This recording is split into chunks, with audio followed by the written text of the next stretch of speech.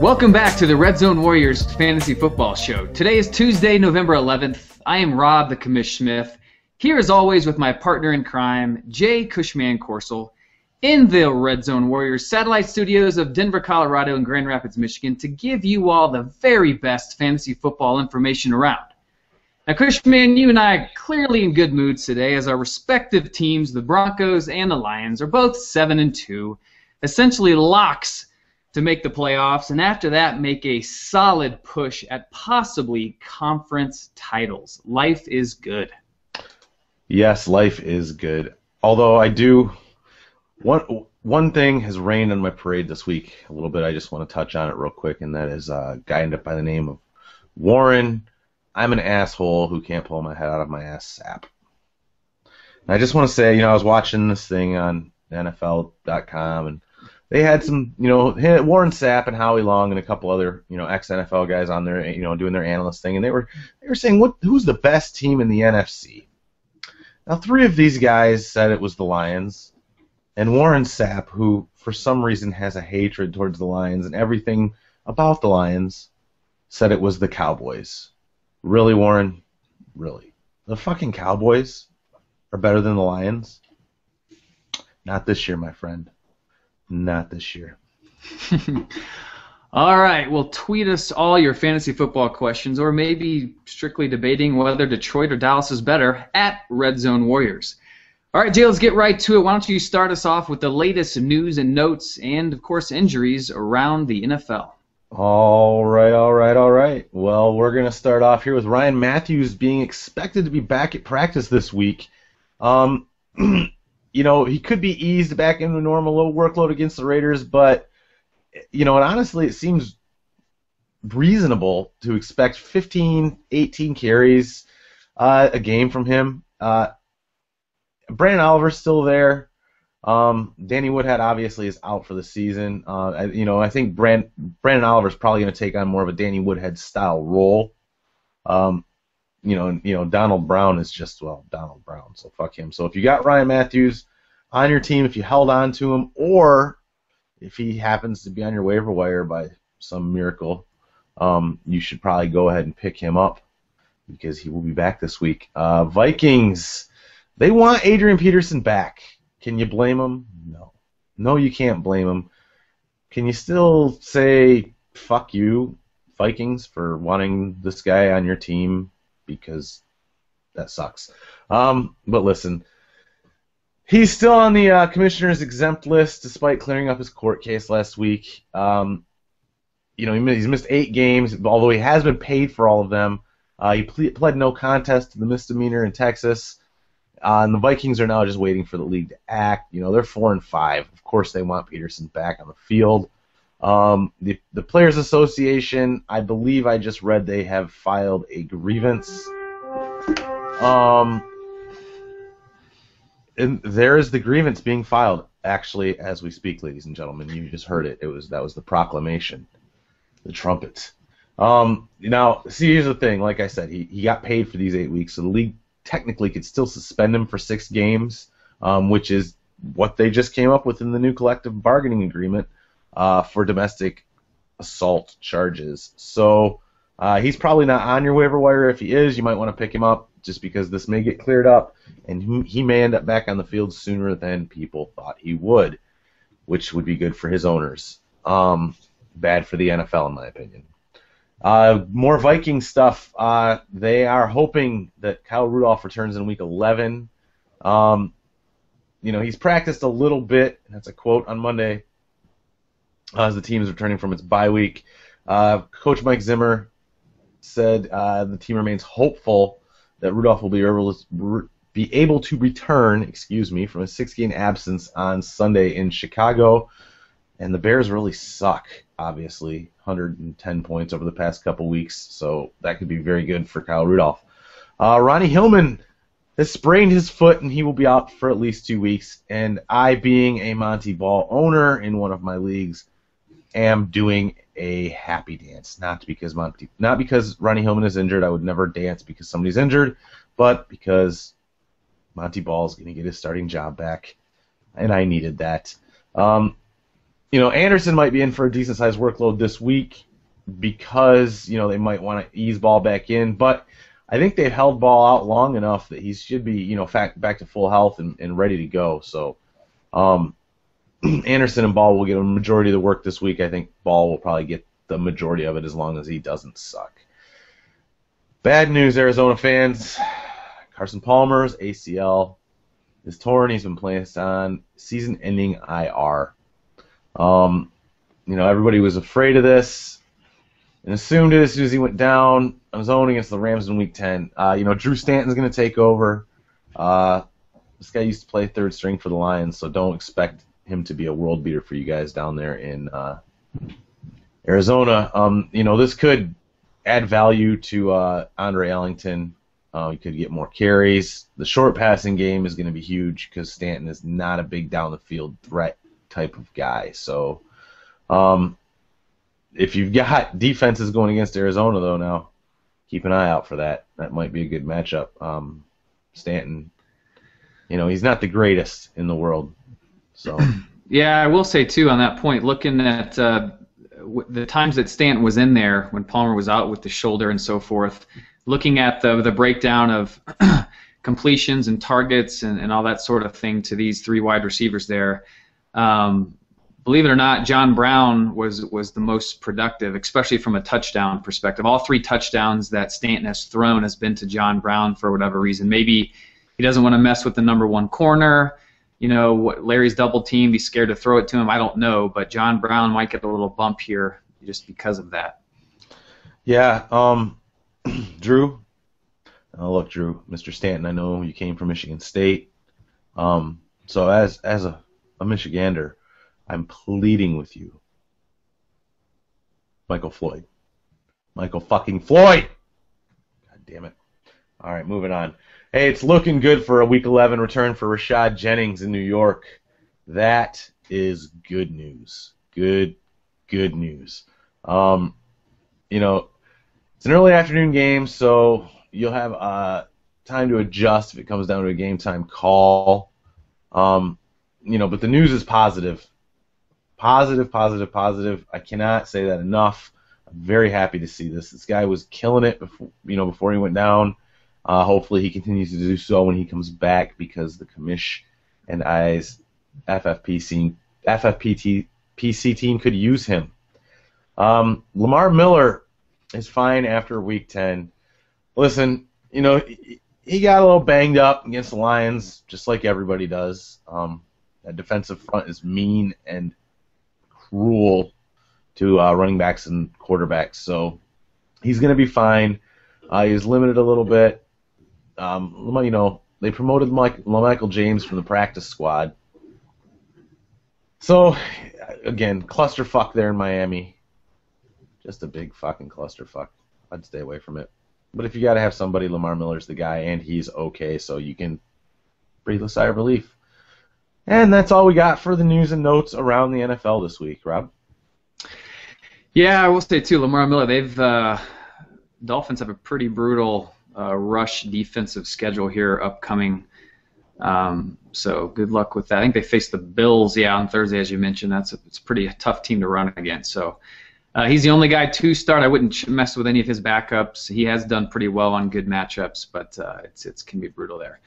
All right, so we're going to move on, Jay, to the Week 10 recap where we go through every game quickly and just touch on the fantasy gentlemen in each respective game and discuss how they did and how we might think they're going to go doing forward. So why don't you get us started off here with last Thursday evening's debacle. Man, a lot of these Thursday night games have just been routes, in one way or shockingly or otherwise. It's not been good football from a competitive standpoint, but it's the Browns and the Bengals.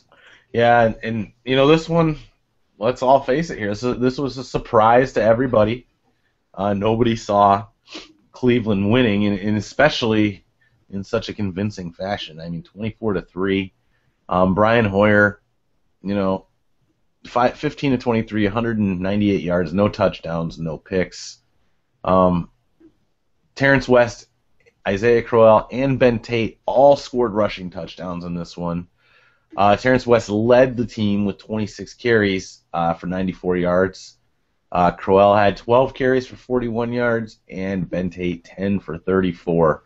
As I said, all three scored a touchdown. Ben Tate did catch 2 balls for 27 yards, if that helps you, if you just trying to decide which one of those 3 guys to play on any given week. If you're trying to decide that, I feel sorry for you. Receiving, as I said, there wasn't much going on there. Miles Austin had 5 catches for 48 yards, and that was the best on the team. Just not a great week for the Cleveland passing game. Josh Gordon's coming back in a couple weeks here. We'll see if that can get things moving for them. Cincinnati, Andy Dalton, 10 of 33, 86 yards, 3 picks.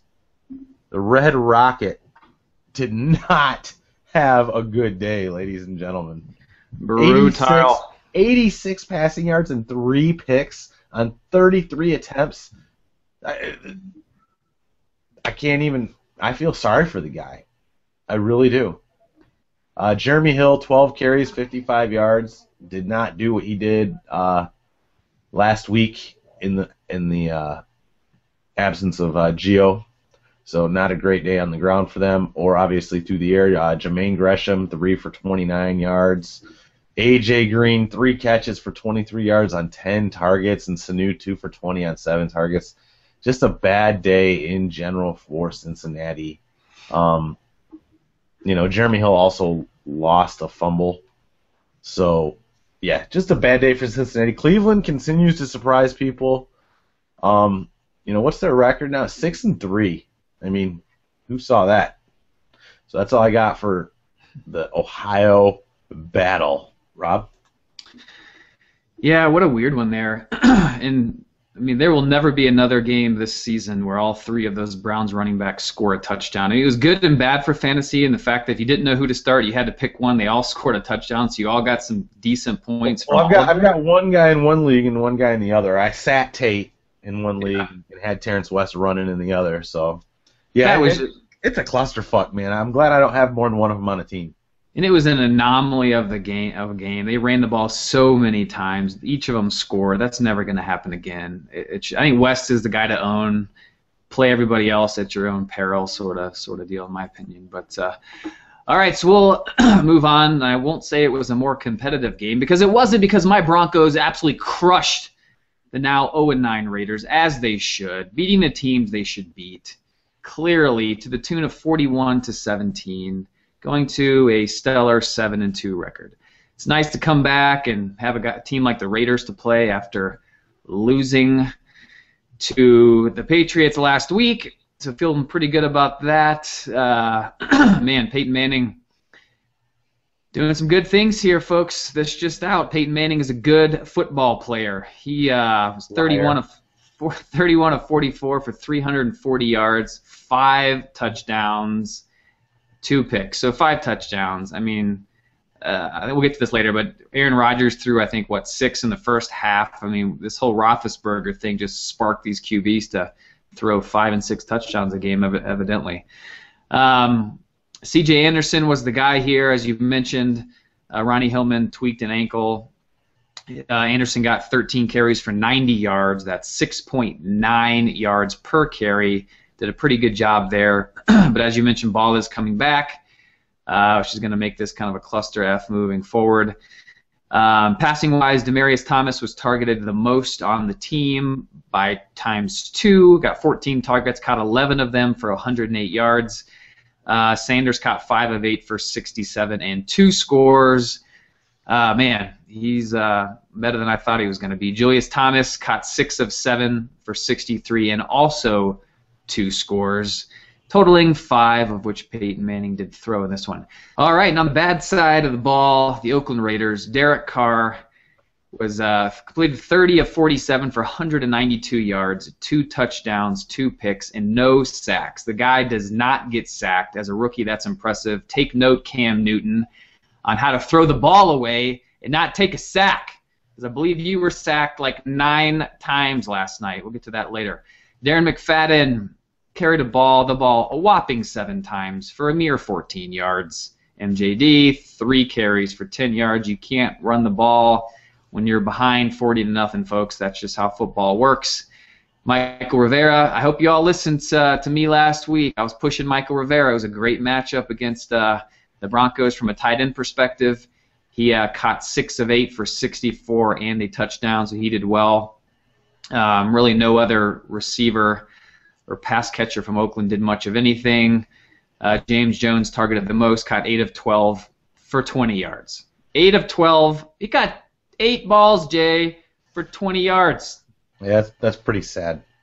Pretty sad. Pretty sad. So, all right. Well, thanks for that wrap-up of what we all knew would be a rout. We're going to move on to what a lot of people thought was going to be one of the games of the week. It was 2 teams heading into this matchup with win streaks going, and one of them walked out 7-2, and one of them walked out at 5-4. Who would have walked out with a 7-2 record? That'd be my Lions. Ah, yes. Leading the NFC North, possibly looking at home field advantage in the NFC. This is a possibility, as long as we can get Arizona to lose a couple games now that Drew Stanton's taken over. So let's talk about the loser side of the ball first here. Tannehill was 27 of 38 for 270 yards, 1 TD and 1 pick. Sacked 3 times for 29 yards by the greatest defensive line in the history of defensive lines. Rushing, not a great day for these guys. Damian Williams was their leading rusher, 7 carries for 34 yards. Daniel Thomas 5 for 14. Lamar Miller 4 for 10. Wasn't a great day for the rushing side of the ball in Miami. Jarvis Landry, 7 catches, 53 yards. Mike Wallace caught a touchdown in this one, 5 catches for 51 yards. Charles Clay 7 for 45. Other than that, not much to say for the Miami side of the ball, besides the Daniel Thomas fumble that was lost. Tannehill and Hartline both also fumbled, but they recovered those, so we won't hold it against them too much. Moving on to the good guys side of the ball, the mighty Lions. Matthew Stafford, 25 of 40, 280 yards, 2 touchdowns, and a pick. Joique Bell, 10 carries for 44 yards. Reggie Bush, 4 for 20. He did tweak an ankle in this one, guys, so be careful starting Reggie Bush. Joique Bell, there. Yeah, Joique Bell, he's pretty solid. I think Theo Riddick may start to take over the Reggie Bush role, especially going forward after this season. Receiving side of the ball, Megatron was back this week. He had 7 catches for 113 yards and a touchdown.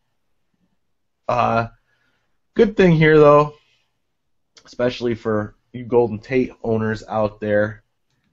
Even with Megatron back, Golden Tate still caught 11 balls for 109 yards. He didn't get a touchdown in this one, though, but Theo Riddick did. The game winner had Matt Stafford out there looking like Brett Favre, throwing the ball on the run, sidearm. Beautiful, beautiful thing. Beautiful thing. So that's all I got to say for this is Lions win, Lions win, Lions win. Well, the reports are that Stafford did not, and I say again, did not show his penis to a young lady after the game. So he's got that going for him over Favre. Yeah, well, It happens. All right, we're going to move on to the Chiefs and the Bills. This was not exactly a thrilling game to watch. The Chiefs ended up beating the Bills to the tune of 17-13. Kansas City side, Alex Smith, 17-29 for $177. No touchdowns, and again, no picks because he doesn't throw picks. Jamal Charles, my man, my guy, my man crush, 15 carries, 98 yards, averaged a whopping 6.5 yards a carry and a score. Also caught 3 of 4 for 20 yards. Just a Add a little sugar on top there for those PPR owners out there. Let's see. You know what? Man, Dwayne Bowe sighting, targeted 12 times, caught 8 of them for 93 yards. Still no touchdown. No touchdown, and of course no one started Dwayne Bowe unless you're in a 24-team league because he's sucked for so long. But he's actually been semi-relevant here in PPR leagues if you're dying out there. Travis Kelce let us all down. I've got him on 3 of my 4 teams. Caught all 2 of his targets for a whopping 19 yards.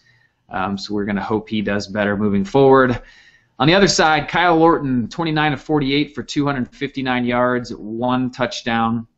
Fred Jackson did show up in this one, coming back from a growing injury, but he only had 3 carries for 10 yards. Anthony Dixon and Bryce Brown got more carries. Dixon was 9 for 62, Brown 7 for 35. So I think, Jackson, now that Spiller's pretty much out for the season, there's a slight chance he could come back kind of in the playoffs, but for the foreseeable future, Jackson, as he gets healthier, is going to start taking over more and more of this role back to what it was. They are on a short week, however, playing this Thursday against the Dolphins, I believe, but at least he's mostly healthy moving forward.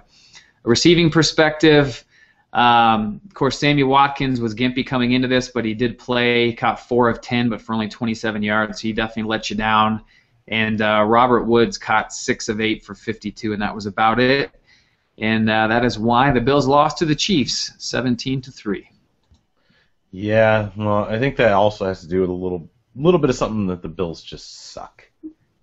Talking about teams that suck, Jacksonville lost to the Cowboys this week, 31-17. They are 1-9, folks. 1-9. Not where you want to be. Dallas side of the ball here. Tony Romo, 20 of 27, 246, 3 touchdowns. Killed it this week, guys. DeMarco Murray continues to have DeMarco Murray things happen to him. 19 carries, 100 yards. Although Joseph Randle did steal the touchdown this week, so no touchdown for DeMarco. Des Bryant, my man, 6 catches, 158 yards, 2 touchdowns. Witten, 5 catches for 33 yards and a touchdown. DeMarco Murray, on top of his 100 yards, did add 6 catches for 31 yards. Little PPR sugar for Daddy there. Moving on to Jacksonville side of the ball. Now, I've said this week in and week out. I'm going to keep saying it. If you are streaming defenses, there is nothing wrong with playing whoever is against Jacksonville. If they are available, Blake Bortles throws at least 1 interception every week. Look it up. He has literally thrown an interception every single week. He has. Most of them get returned for touchdowns too, don't they? A lot of them do, man. He's just he's got a lot of promise. He's just a rookie, I think. I mean, the guy looks good out there. He just makes bad decisions. He was 22 of 37 for 290 yards. Those are good numbers. No touchdowns and a pick. That sucks. Denard Robinson continues to impress. 15 carries for 60 yards and 2 touchdowns. Guy is an athletic talent. Cecil Shorts III shows up in this one. 5 catches, 119 yards, and a concussion, ladies and gentlemen.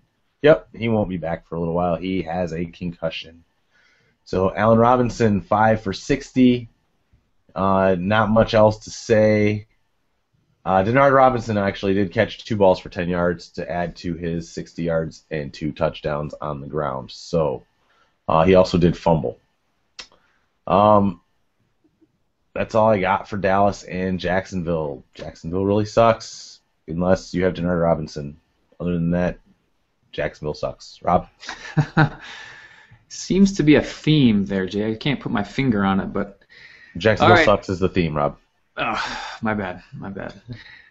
All right, so we're going to move on to the most thrilling game of the week, and it was not close on the thrill-o-meter, and that would be the 49ers beating the Saints in overtime, 27-24. Kaepernick decides to show up and play some football, get his fantasy owners some points, at least a little bit of points. He was 14 of 32 for 210 and 1 score. Frank Gore carried the ball a whopping 23 times, so Hyde pretty much rode the pine. Carried it 23 times for 81 yards. Hyde simply 4 times for 36 yards. Anquan Boldin continues to be the guy to own from a pass catcher perspective in San Francisco. Nobody else is relevant these days. They should be riding the bench and or dropped. Anquan Boldin was targeted 15 times, caught 6 for 95 and a score. Crabtree measly caught 3 of 8 for 62. One was actually very important, got him down to within field goal range. It was kind of a bomb from Kaepernick, but outside of that, he is not putting up fantasy numbers. Vernon Davis, man, talk about a fall from grace. Caught 1 of 4 for 8 yards. So nice job out of you, big fella. So glad I didn't buy the hype on him this year, man. Yeah, man, it's been brutal. Drew Brees, 28, 47 attempts, 292, 3 touchdowns, 2 picks. Kaepernick, that's how you do it, my friend. That is how you do it. Mark Ingram got a whopping 27 carries for 120 yards against San Fran, who does have a good defense against the rush. But, man, when you get 27 carries, you were going to put up some numbers. I mean, I could probably put up 65 yards with 27 carries if I wasn't carted off the field, which I clearly would have been. So we'll see what happens when Kyrie Robinson and Pierre Thomas get back. I mean, clearly they're going to cut into Mark Ingram's numbers a certain percentage. The big question is how much, but he's clearly an RB2 start for sure moving forward. Brandon Cooks plays better at home. 5 catches on 8 targets for 90 yards and a score. Jimmy Graham. The Saints play better at home, period, man. Yeah, they do. They surely do. It's kind of weird, but I mean, it's not weird they play better at home. It's just weird that with Drew Brees and a solid group of guys that they play so awful when they're not at home. Jimmy Graham, as you would expect, was targeted the most, caught 10 of his 13 targets for 76 yards and 2 scores. Killing it, crushing it. Hope you played him in daily leagues. He was worth his salary. Colston continues to struggle, caught 2 of 4 for 36, and Kenny Stills is a sketchy play at best, caught 3 of 6 for 26. And again, with Pierre Thomas out, Kyrie out, even Mark Ingram gets into the receiving game a little bit, caught 3 of 5 for 19. And that is it for the 49ers and Saints. Yeah, I'd just like to personally thank Mark Ingram for his production over the past few weeks. It's really helped, very, very much so. I'm sure he takes that to heart. Hell, dude, you know he listens to the show. I mean, who doesn't? Big fan. He's a big fan. Who doesn't listen to this show besides everybody? All right, moving on to the Ravens and the Titans. Ravens killing the Titans here, 21-7. Titan side of the ball, Mettenberger, 16 of 27, 179 yards, touchdown and a pick. Not playing on anybody's team anytime soon in fantasy. Bishop Sankey continues to be disappointing. 17 carries for 58 yards. Wah, wah, wah. He added 3 catches for 19 yards. Let's see, Kendall Wright, 4 for 53. Delaney Walker, 3 of 37. If I'm not mistaken, Delaney Walker took a pretty big hit in that game. Did the whole hands in the air because he looked like he had a concussion thing, so you might want to keep an eye on him. Justin Hunter, 1 for 17. Not much else to talk about on the Tennessee side of the ball, obviously, as they only scored 7 points. Baltimore side of the ball, Flacco, 16 of 27, 169 yards, and an elite 1 touchdown. Can't spell elite without Flacco. Baltimore rushing, Forsett. Guy is killing it, man. Killing it. Bernard Pierce is an afterthought. Forsett, 20 carries, 112 yards, and 2 touchdowns in this one. Just absolutely killed it. Nothing really else to talk about because Bernard Pierce had 8 carries for 31 yards. It's pretty weak, Bernard. Receiving wise, Torrey Smith, 5 for 75 and a touchdown. And that is really the only thing to talk about on the receiving side of the ball for these guys because nobody else did shit. So with that, I will send it back to you, Rob. All right, so we're going to move ahead here with was one of the more surprising games of the week by far. Man, you've got Ben Roethlisberger coming off back-to-back games of 6 touchdowns each, going into the lowly Jets. Man, and losing. They lost 13-20. Big Ben, man, you let us down. You let Steeler Nation down. You let all of us who plugged you in our daily fantasy leagues down big time. Man, Ben Roethlisberger was 30 of 43 for 343 and only 1 touchdown. Man, 1 touchdown just does not get it done with expectations that you, my friend, have set for the fantasy community. 2 picks on top of that. Le'Veon Bell, 11 carries for 36 yards. He's kind of fallen off a bit. Receiving-wise, Le'Veon was actually targeted the most, caught 8 of 10 for 33. Man, Martavis Bryant keeps getting it done here. Was targeted 8 times, caught 4 for $143 and 1 touchdown. He did have a long of 80 yards toward the end in garbage time, which definitely salvaged his day and helped Big Ben salvage his to some extent. Antonio Brown, definitely his worst game of the season. That being said, he still caught 8 balls for 74 yards, so if that's his floor each and every week, you will definitely take that. On the other side of the ball, Michael Vick doing old Michael Vick type things. He did, however, only complete 10 of 18. Yes, 10 of 18 is what I said, for only 132 yards. He did throw 2 touchdowns, however, so if you're going to throw it 18 times for only $132, at least you need to throw 2 scores, of which he did. And he also did not throw a pick, which is very un-old Michael Vick-like. Chris Ivory carried the ball 14 times for 51 yards. Percy Harvin was a little bit involved, not to the extent of last week. He only caught 3 of 5 for 23. He also had 6 carries, which is interesting. Not that he shouldn't carry the ball, it's just most teams don't let him carry it that much, but he carried it 6 times for 33 yards. And, yeah, Jason Morrow, there was a Jason Morrow sighting for those of you in deep leagues needing tight end help, whatnot. He caught 2 for 6, but he did have a score, so helped bail you out on that one. And that is it for the shocking game of Week 10. Yeah, big shocker there. I couldn't believe it. Could not believe it. All right, moving on to the Atlanta-Tampa Bay game. Obviously here, Tampa Bay just keeps losing, 1-8. The Falcons got a much-needed win to bring them to 3-6. They're still in dire straits, not where I thought they would be. Matt Ryan is not where I thought he would be. 20 of 31, 219 yards and a touchdown. Not exactly the numbers we expected from Matt Ryan at the beginning of the year. We did have a Steven Jackson sighting here, though. 16 carries, 81 yards, and a touchdown. The old man did a little bit of work this weekend, Rob. Best game of his season thus far. Yeah, I know. Well, best game in the last, 2 or 3 seasons, man. Jeez. Combined, maybe. Yeah, Julio Jones, he had 8 catches for 119 yards. Didn't get in the end zone in this one. That was reserved for Mr. Roddy White, who had 6 catches for 72 yards and the aforementioned touchdown. Not much else to mention on the Atlanta side of the ball here. Moving on, Josh McCown, 27 of 43, 301, 2 picks and 2 interceptions, or 2 touchdowns and 2 picks, excuse me. Added 5 carries for 39 yards to that. Not a great day because of the picks. If you could get rid of those picks, McCown, you'd be all set.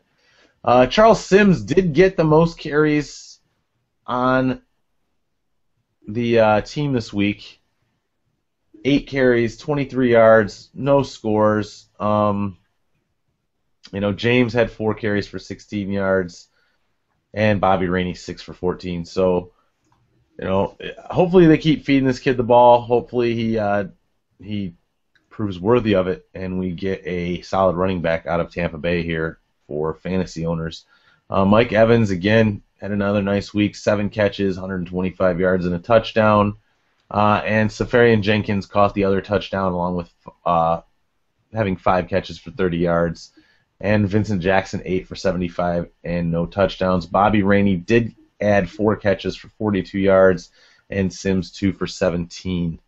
Other than that, it wasn't a great day for the Tampa Bay Buccaneers. But, Rob, is it ever a great day for the Tampa Bay Buccaneers? It's never a great day. Never.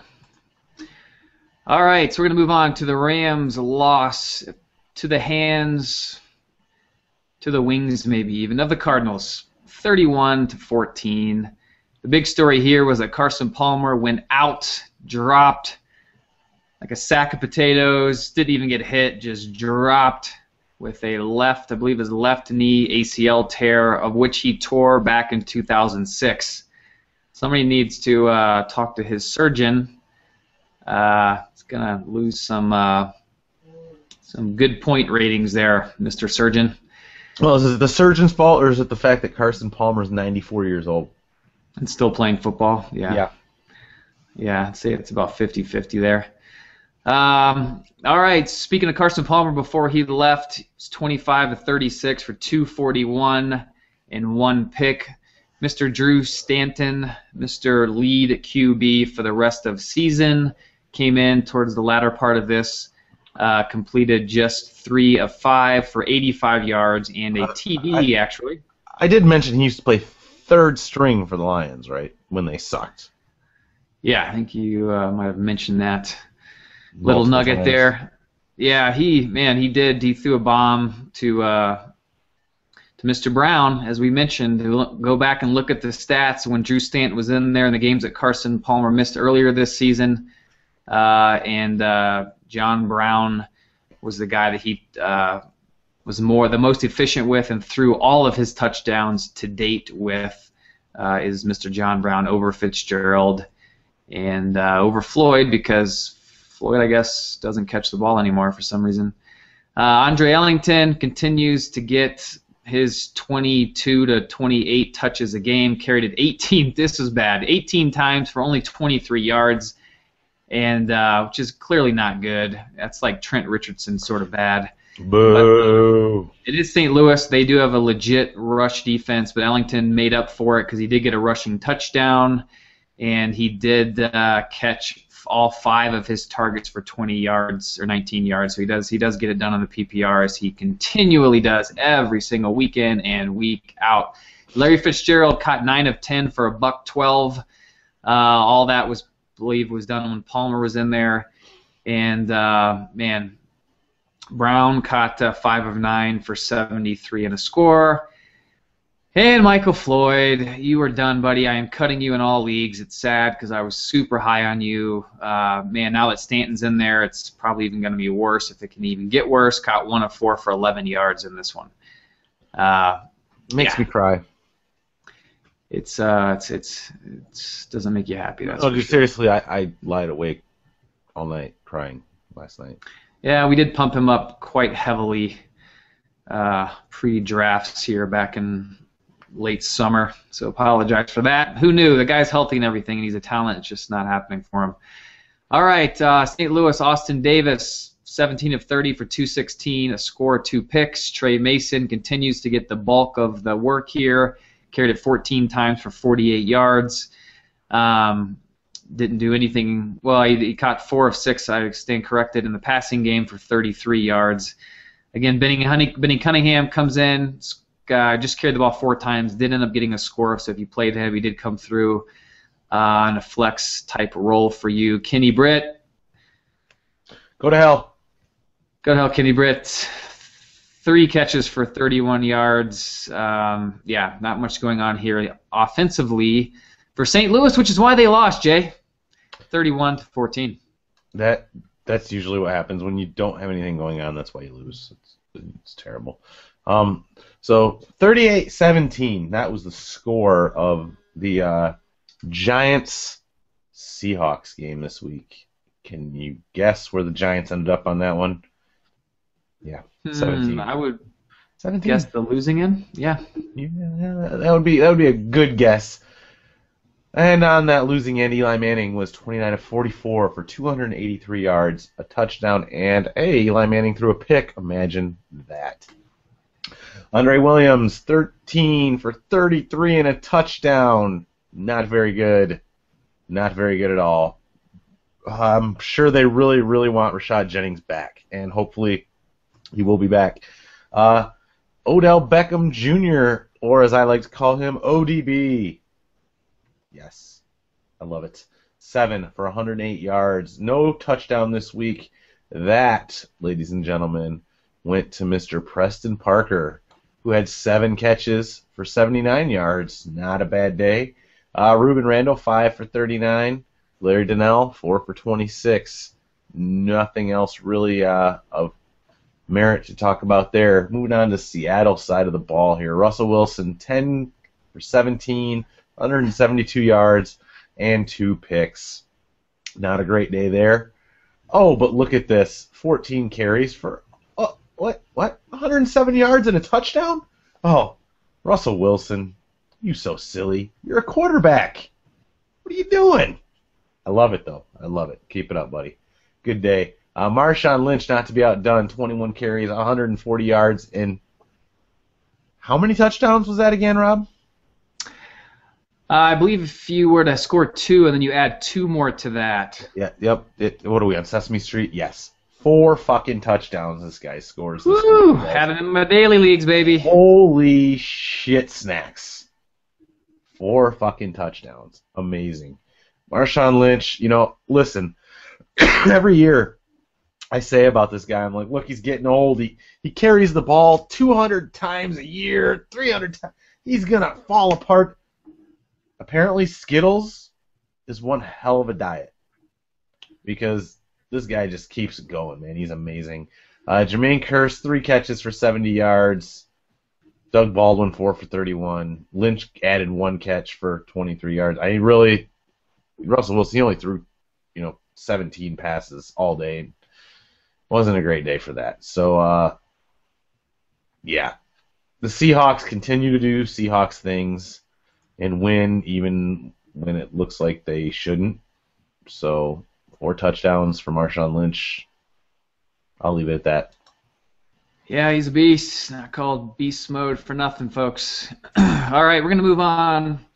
Jay, you really should have done this one, the NFC North. The only thing better than the Packers shellacking the Bears that you hate would probably have been the Bears shellacking the Packers just because they're more of a threat to the Lions. And I could have used Matt Forte and Jay Cutler's fucking production this week. Yeah, we won't go there, shall we?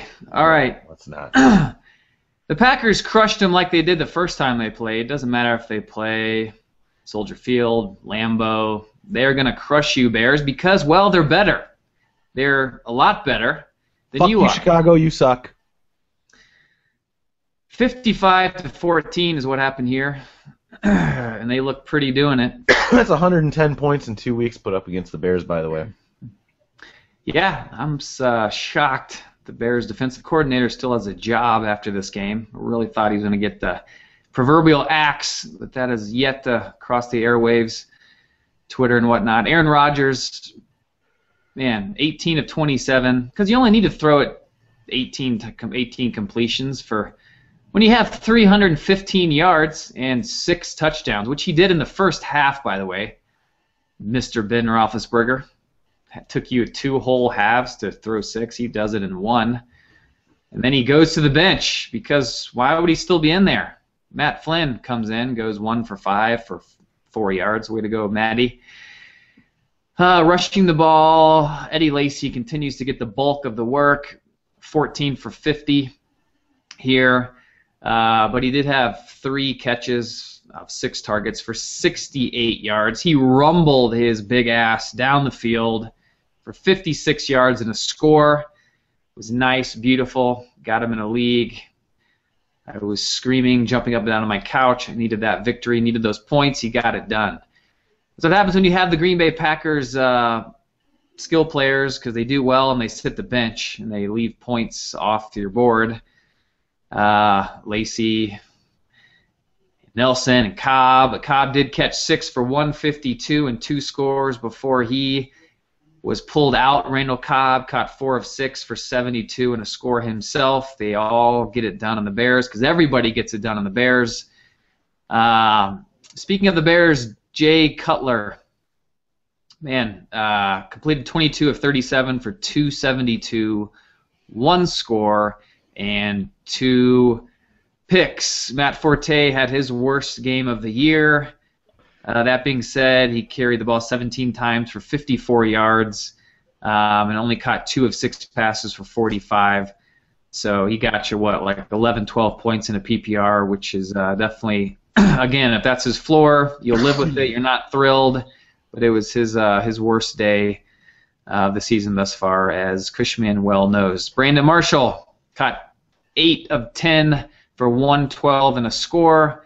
Alshon Jeffrey caught 6 of 12 for 63, so they were basically doing this in garbage time before they ultimately got yanked. Brandon Marshall did, however, look to be badly sprain his ankle in the fourth quarter of this one. It looked pretty gruesome on TV. Of course, he says he'll be fine, but it didn't look so fine to me. It was his other ankle that he sprained this time, so I don't even know if that's good or bad to sprain your other one.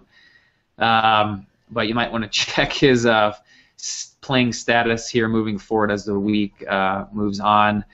Martellus Bennett, disappointed, caught 2 of 6 for 45, and that is it for the shellacking of the Bears by the Packers. You know, as you mentioned, and as I mentioned, I have Matt Forte and Jay Cutler in 2 of the 3 leagues that I'm in this year. And, you know, I say this on a weekly basis. When the Bears lose and Matt Forte drops 35 points, it's a happy time for me.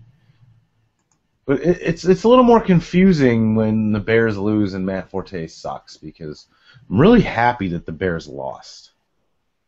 That always makes me happy. Matt Forte needs to score more than 12 points. It just needs to happen. So we'll move on before I get too confused here. Carolina lost to the Eagles 45-21. Now, Carolina's defense was supposed to be kick-ass this year. Apparently, that was very wrong. Cam Newton, 25 of 40, 306 yards, 2 touchdowns, 3 picks. Cam, 9 sacks for 91 yards, dude. I thought Cam Newton was supposed to be able to run the ball forward. He had 2 carries for 6 yards. He had 2 carries for 6 yards. 9 sacks for 91 yards is like the most unacceptable thing ever. Throw the ball away. Take note, like I mentioned, from frickin' Carr, the rookie. Yeah, fucking rookie, dude. Come on, Throw the ball away, dude. Come on, Jeez. Cam, you're better than this. All right, so again, you know, the clusterfuck in the backfield continues down there in Carolina, as it has for years, with Jonathan Stewart and D'Angelo Williams, respectively 11 and 13 carries, 36 and 31 yards. Stewart got the touchdown this week, so he would have been the one to have if you're trying to do that. Greg Olsen came back a little bit this week, 6 catches, 119 yards, although Kelvin Benjamin stole both touchdowns, having 3 catches for 70 yards. Nothing much else to say there for the Carolina side of the ball. It was bad. Mark Sanchez, 20 of 37, 332 yards, 2 touchdowns, no picks. No picks. Mark Sanchez didn't throw a pick, Rob. I'm surprised. LaShawn McCoy, 12 carries, 19 yards. Is there supposed to be a 0 after that 9? Should be, but there's not. I don't get it. He did have a touchdown, but wow, that's bad. Real bad. Sproles also had a touchdown on his only carry for 8 yards of the day. Jordan Matthews, 7 catches, 138 yards, and 2 touchdowns. Brent Selleck, 5 for 116 yards. Macklin, only 3 of 38. It looks like Macklin is not the sweetheart of Sanchez as he was of Nick Foles. I'm sorry. So interesting there. Although Sanchez still manages, he didn't throw any picks, but he did fumble the ball twice. Although they didn't lose either of them.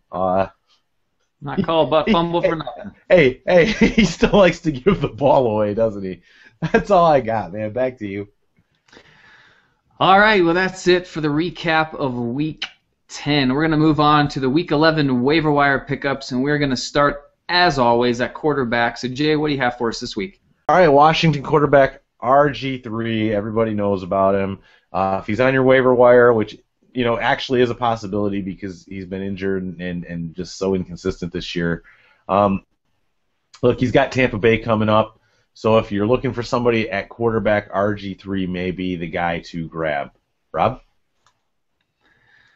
Yeah, I will say if you look a little further than that in his playoff schedule, it's actually pretty decent just because the division he's in has some pretty bad passing quarterback matchups, or good, I guess I should say, in his regard. So if you're dying, he's a good guy to pick up. We're going to move on to Mark Sanchez. Of course, he took over for the broken collarbone Nick Foles. He's clearly going to miss the rest of the season. It's not as much about Mr. Butt Fumble. It's more about being in Chip Kelly's offense, and that Sanchez is a decent enough quarterback to keep all these skill position players healthy and active. So they have the Packers coming up. That should be somewhat of a shootout. They have a pretty bad secondary, and the Titans and the Cowboys. The schedule looks pretty decent. So there's some worse guys out there than Mr. Marky Sanchez. Did you really just say Mark Sanchez was decent? Yeah, I kind of had to. Go get some soap, put it in your mouth, and hold it there for 30 seconds. You'll be better. My penance. Yeah, all right. Moving on. Drew Stanton, obviously, with Carson Palmer tearing his ACL, Drew Stanton will be, the quarterback for the rest of the season. Their schedule is not great, so this is a desperation play if you need it at quarterback, because their schedule is Lions, Seahawks, Falcons. Lions, Seahawks, both those teams are not somebody I would want to start Drew Stanton against in a fantasy atmosphere. Falcons, not so bad, but man, good luck if you got to start Drew Stanton the next 2 weeks. Yeah, good luck indeed. If you can hold off and play him against the Falcons, yeah, maybe, but would be a pretty deep league to be starting Drew there in a couple weeks. All right, we're going to move on to Michael Vick. He's on bye in Week 11. He does have some tough matchups coming up in the next several weeks. Of course, like I said, he got a bye this week. Then the Bills and the Dolphins, pretty good secondaries, pretty good numbers against QBs. He is playing better than we probably expected, pretty efficient, looking a little bit like the Vic of old. Not completing a whole lot, but that's just kind of the Jets' offense in general. But he was pretty efficient, wasn't giving the ball up too much, and doing a little bit of running as he does. But again, it's more of a desperation play. All right, we're going to move on to the running backs. We're going to start with Trey Mason for the Rams here. They played the Cardinals on Sunday, which is a very tough matchup. I think they're the #1 rush defense actually in fantasy. He carried the ball 14 times for 48 yards. He did catch 4 passes for 33 on a team-high 6 targets. So he's getting the vast majority of the carries. He's definitely the guy to own in St. Louis. Matchups are, Broncos are pretty good against the run here this week, and Chargers and Raiders, so it's not horrible. It's about a middle-of-the-road matchup. But if you need a running back and he happens to still be out there, Trey Mason is probably one of the better running backs this week to snag. Yeah, I would definitely agree with that. I've been keeping my eye on him in another league, and I may have to very well go grab him. Moving on here, C.J. Anderson in Denver. It's getting messy in Denver in the backfield. Hillman went down. Monty Ball's coming back. C.J. Anderson had a decent game, although it was against the Raiders, so I wouldn't get too excited with him here. My personal take here, the Cushman's take, is that Monty Ball is going to be the guy to have here. C.J. Anderson, might play a little bit of supporting role. They do have, the Texans, the Falcons, the Bills coming up. So not terrible matchups.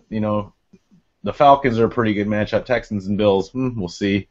But if you need some help at running back, C.J. Anderson might not be too bad of a pickup, but you also might need to be somewhat careful in how much confidence you put in him. Rob?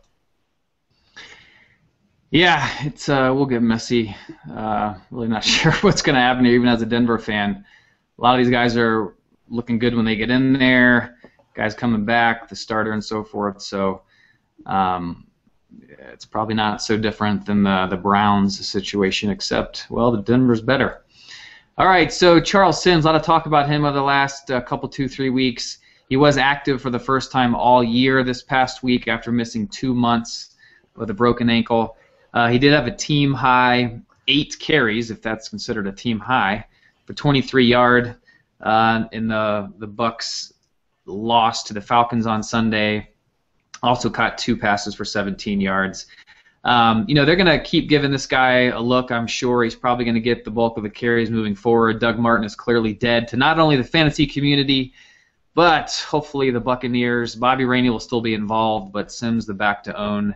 They got the Redskins, Bears, and Bengals upcoming. Yeah. That's a clusterfuck down there, man. I'm hoping Charles Sims will add a little bit of stability to the fantasy landscape there. Moving on, Patriots running back Jonas Gray. Gray has logged 29 carries in the last 2 games. He hasn't really been that productive, though. Look, he's averaging a respectable 4.1 yards a carry, but he hasn't scored a TD, hasn't caught a pass, and his longest run of the season was covered by 19 yards. So, he's worth a shot, but it's a good offense, but they've got the Colts and the Lions coming up, both a couple good defenses. So, again, buyer beware here. Rob? Yeah, last running back we have for you this week is the Lions running back Theo Riddick. Again, as Cushman mentioned earlier, Reggie Bush tweaked his ankle. He did come back in the game, but he's gimpy and he's seemingly always hurt or on the brink of getting hurt again. Theo Riddick has been clearly getting it done when he's in there. When Bush was out, he was actually putting up better numbers than Bush, and now Bush comes back. Theo actually got the start to this game. Granted, he only carried it a handful of times, but he's definitely a guy to put on your bench again and monitor Bush's playing status for this week, because if Bush is out, then Theo is definitely worth a flex play in a PPR league, to say the very least. They have the Cardinals, which might be really good for him because they're a good rush defense, so might be throwing the ball a lot out of the backfield, followed by the Patriots, which should be a high-scoring game, and the Bears, so he's not a bad pickup. Definitely not. All right, moving on. Wide receivers. Packers wide receiver Davante Adams. If he's on your waiver wire, go ahead and grab him. He's moved to the number 3 role in Green Bay. It hasn't been great. I actually played him this week. He only scored like 2 points. But this is a high octane offense. So it's a possibility that this guy is going to get more targets upcoming. Especially keep an eye on it.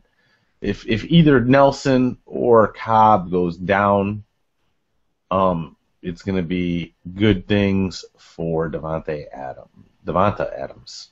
Rob? It would indeed. All right, I even hate to mention this guy because I'm not a fan. This is more for those in really deep leagues. But Dwayne Bowe is actually surprisingly getting it done in PPR leagues. He doesn't score. It's kind of like Andre Johnson, just half as good. He has 20 catches over his past 3 games. Had a season high 8 catches for 93 yards against the Bills just this past week. So again, if you're desperate, if you're in a deep league, there could be actually surprisingly, shockingly worse options at wide receiver on the waiver wire. All right, we're going to move on to tight ends, and we're going to start with Kyle Rudolph, because this is a guy who is likely on your wire unless you have some savvy players who went ahead and snatched him up already. But Kyle Rudolph, who was a top 5 draft option here back in August, is expected back this week from a growing injury that's kept him out since week 3.